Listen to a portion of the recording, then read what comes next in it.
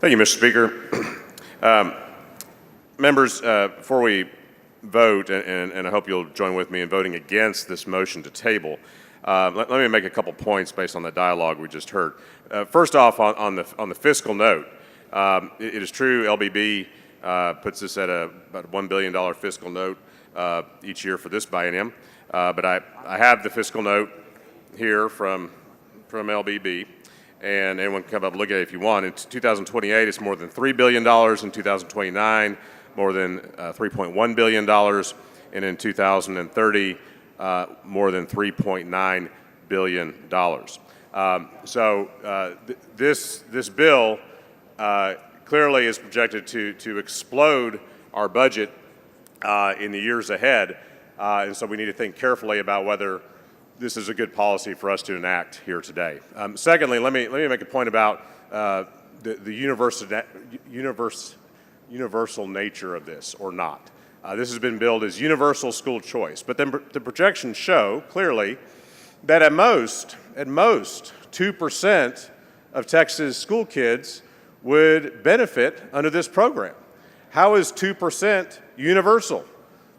That would seem to me to be the opposite of universal. Thirdly, this is represented to be about choice. Members, we have a lot of school choice. Mr. Frank, for what purpose? Would the gentleman yield? Will the gentleman yield for questions? I'll be happy to in a minute, but let me finish Not at this time. Let me finish my point. Thank you. We have a lot of school choice in Texas right now. Let me just talk about the area that I represent in the Arlington Independent School District. Students can go take classes at the Dan Diaper Career Technical Center. They can take courses at the brand new Fine Arts Center that is the crown jewel of the Arlington School District. They can attend Early College High School in partnership with Tarrant County College. They can take dual enrollment courses. Same thing in the Mansfield ISD. They can go to Ben Barber Career Tech, where my stepson took classes, in fact. They also have Early College High School. Numerous dual enrollment offerings, fine arts offerings. In the Grand Prairie School District, which I do not represent, but my stepdaughter teaches in Grand Prairie. She teaches at the Fine Arts Elementary School that draws students from all over Grand Prairie ISD because parents want to send their children there for a fine arts education. And it actually draws people from outside of Grand Prairie ISD because it's such a good school. So there's a lot of choice. And that doesn't even get into the choice that parents have available through public charters as well, as we discussed earlier today. So we have a lot of choice in Texas right now. That's a good thing. Choice within our public schools is a good thing, and our public schools have been very responsive to creating more choices for parents and for kids. We do not need Senate Bill 2 to provide the choice that parents already have. I'd be happy to yield for questions.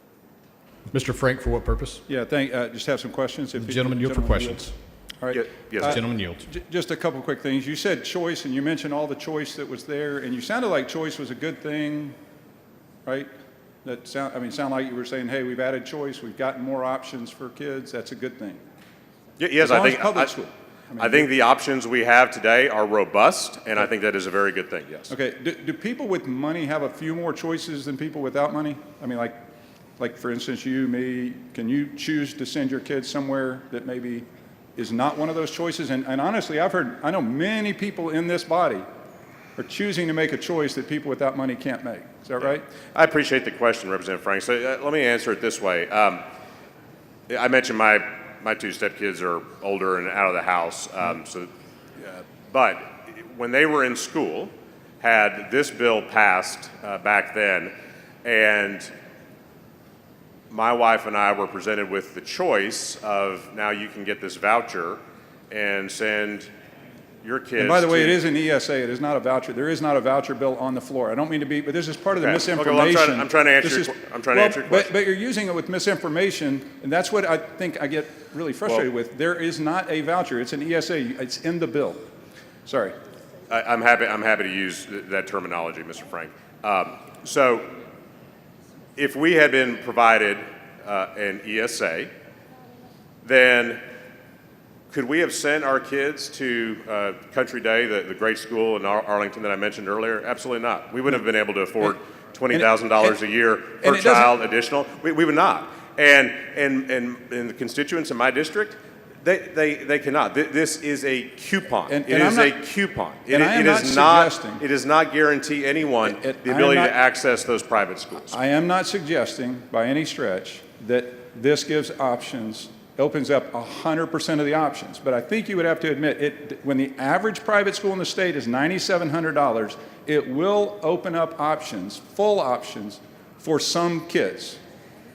Whether you think it's good policy or not, will it open up options for some kids in the state? Just some kids. Any kids. As I just acknowledged, this will, by all the projections, benefit around 2% of kids in Texas. So those kids, yes, I agree. And there's been a lot of limit, but it will in fact benefit. Yeah. So it will in fact. Okay. My concern is though the other 98% of kids who are still in public schools, where 90% of our school kids go, and we are not adequately funding our public schools, and we are taking needed funds away from our public schools with this bill. We are up almost, right now it's 16,000 total funds per kid. We are now going to be probably over 17,000 total funds per kid. We can argue whether that's enough or not. But I wanted to ask one other thing that you mentioned. You mentioned somehow that this was going to be discriminatory, I think you said. Even despite the fact that in the bill, the priority is for people who make less than 200. They will go before anybody. I'm sorry, there's actually special needs, which will be a small group. And then literally people who make less than 200% of free and reduced lunch will be the priority. They get in front of everybody else, and somehow yet it's going to be discriminatory. I'm not sure how you get to that. Is there a question? Yeah, so how did you assume it's going to be discriminatory? Is that just something that you believe, or you think that somehow, certain people are not smart enough to figure out the process? Why do you think it's going to be discriminatory? No, that's not at all what I'm saying, Representative Frank. What my comments were that the voucher idea. The ESA. Yeah, I understand. We don't have a voucher bill in front of us. We really don't. Mr. Frank, I'm talking about vouchers specifically. The original voucher plan back in the 1950s was born out of the Brown versus Board of Education decision. I was providing some historical context. So historical. But what I said was, I think this bill will have a discriminatory impact in different ways. Okay. So are you aware that discriminatory argument was made about charter schools that now I'm actually pleased to see that James Tallarico is now in support, appeared to be on the comments of public charter schools, but because he said we should expand them. But you realize that same argument about discrimination was made about public charter schools when it was being debated on this House floor? Well, I wasn't in the legislature at that time, so. Okay. Well, but it was. And did you know that public charter schools now serve almost twice as many black kids by percentage as traditional public schools? And so I take your word on those numbers. Well, it's pretty easy. You can Google it. Almost twice as high a percentage are in public charter schools, and yet somehow, sometimes, we act like they're only targeted towards wealthy. So, thank you for your time and your answers. Members, I ask you vote no on the motion to table. Mr. Turner sends up an amendment. Dr. Buckley moves to table. The question is on the motion to table. If you're in favor of the amendment, vote no on the motion to table. If you're opposed to the amendment, vote yes on the motion to table. A record vote has been requested. The clerk will ring the bell. Show Mr. Busey voting nay. Show Mr. Hunter voting aye. Show Ms. Hinojosa voting nay. Show Mr. Vasut voting aye. Have all voted? There being 85 ayes, 60 nays, the motion to table prevails.